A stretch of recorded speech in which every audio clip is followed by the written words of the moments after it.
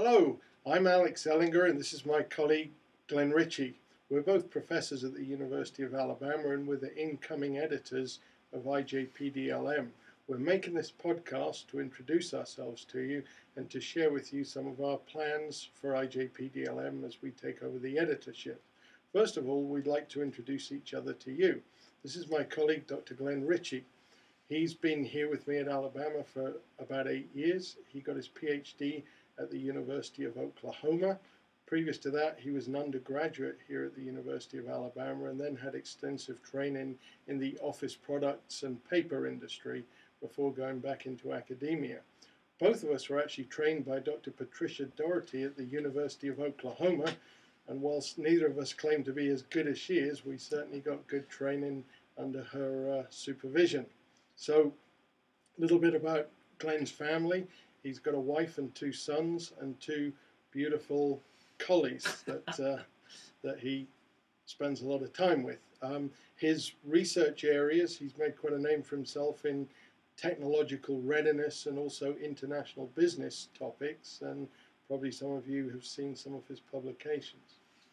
And this is, of course, my good friend Alex Ellinger, who is the co-editor with me here at IJPDLM. And Alex's background is one that started in the furniture and then cabinetry business, 12 years of experience in retail operations and supply chain management logistics, and then moved to Bryant College, got his undergraduate degree there, and then his PhD at the University of Georgia. Alex's focus is quite broad, but he does look at a lot of different resource-based applications and pays a lot of attention to the impact of human resources on the logistics community and academia itself. I also should tell you that Alex's wife, Andrea, is a wonderful woman, and he has a son that's in New Guinea right now, working there. And he's got 2 dachshunds and 2 Great Danes, so it's kind of a mixture of height and excitement over at his home. But anyway, we're very excited to start to guide and lead the journal, and we hope that people will submit to it and increase those submissions.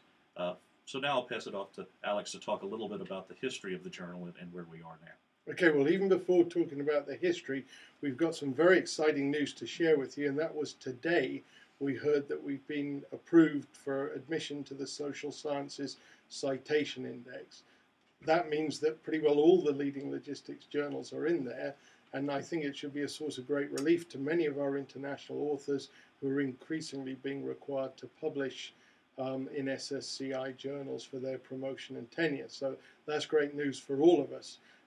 We really have Mike Crum and Dick Poist to thank tremendously, as well as Emerald, Lucy Sutheran, and Ruth Heppenstall that have helped with the paperwork, and really them, as well as our European editors, Gingy Kovacs and Karen Spence, are the people that we should all be thanking for getting this journal in, because Glenn and I really had not much to do with it. We've just taken over, and we feel very blessed to have this.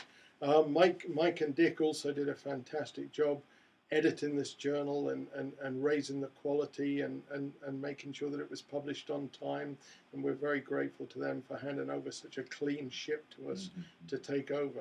Now you're going to have a crack, Glenn.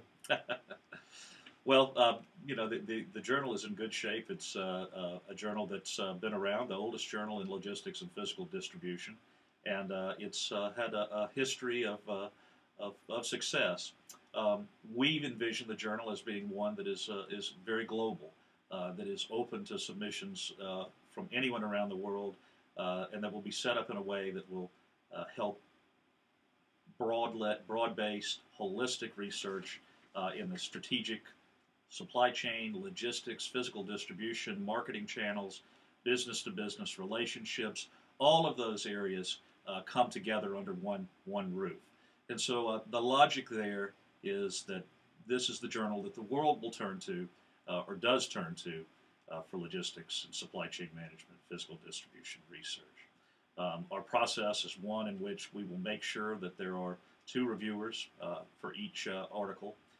One reviewer will be from outside the United States, one will be from within, And unlike other journals, we're going to stick with 2 reviewers. Our thought is that when you have 3 reviewers and an associate editor, the time frame gets very long for, in terms of turnaround, for the completion of your paper, the completion of your submission and the review process. So we'll take care of that third decision. We'll be there to make sure fairness has taken place, and also to ensure that the quality of the articles are there, and the quality of the publications. And with that in mind, we're going to be restructuring the editorial advisory board and introducing an editorial review board. And what we're going to try and do is have more than 60% non-US members of those boards. And every paper that we send out, as Glenn says, will be reviewed by at least one non-US reviewer to ensure fairness. One thing that we were both taught as doctoral students was to keep the trains running on time, and our adoption of the Scholar One manuscript submission process should really help us do that. We're finding that we can streamline it and get messages out quickly, and so far we've had tremendous response from the people we've asked to review. Because we're only using 2 reviewers primarily for each paper, the people that we ask to review shouldn't be overburdened by lots of reviews, and we hope that you'll work with us and get the reviews back to us in a timely manner. As Glenn mentioned, this is the 40th anniversary of IJPDLM. We're the oldest journal in the field, and we've got a special issue coming out at the beginning of 2011, edited by Mike Crum and Dick Poist, where they've invited 4 leading sets of researchers to write on what they consider to be the hottest topics, and to try and set some direction for research agendas. With that in mind, we're going to start inviting papers from noted academics and people that we feel are making impacts in the field. And most of those will be directed towards trying to create and set up research agendas. The first one is going to be, we've had agreement from Paul Dittman and Ruben Sloan, who've written this book called The New Supply Chain Agenda with Tom Menser. And they're going to write an article, an invited article, that's going to, from their point of view, state where they feel we can help as academics with research for industry, and we'll keep doing that. Now Glenn's going to talk a little bit about the special issues, and also Chad Autry, our new systems editor, and his role in the journal. Yeah, there are a number of special issues that are already underway, and we'll be ushering those through with the help of Mike and Dick.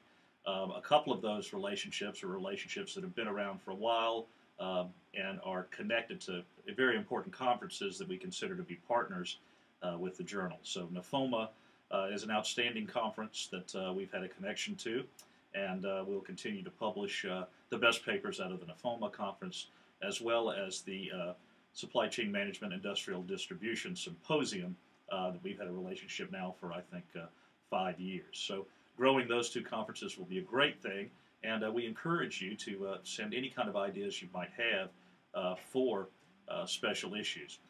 One of those special issues that's just being finalized right now is on service-dominant logic, which will be called pretty soon. We also have a special issue that will run annually that draws in research on modeling across the supply chain. So whether it's supply chain management, logistics, physical distribution, what have you, we want to have those articles submitted to the journal, which is not something that the journal has been that open to in the past. Occasionally you've seen a modeling paper published, and we're going to devote one issue and focus on that one issue for modeling papers every year. Chad Autry will be our systems editor. He will be in charge of that special issue annually, as well as helping coordinate some of the other special issues over the course of the year. And special issues are a great strength of IJPDLM. That was borne out by one that Glenn edited last year on risk, which drew 48 different submissions. So we feel that if we can put out special issues on hot topics, we're getting one up and running on sustainability that will be launched next year.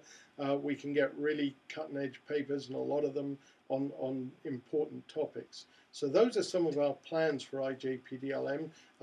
My colleague Glenn's on sabbatical next year, and he's going to be traveling somewhat throughout Australia and China and Europe, and he's going to try and hold some workshops at conferences and kind of promote the journal as much as possible.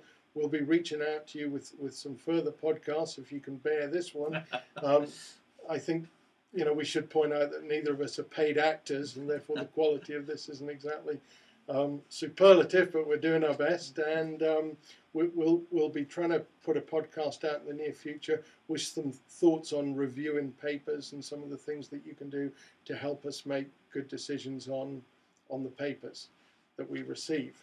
What else have we got? I was just going to say, I think we've covered kind of the basics, and we'll be getting back to you. What we need now is for you to send us your best work. The sky's the limit for the journal.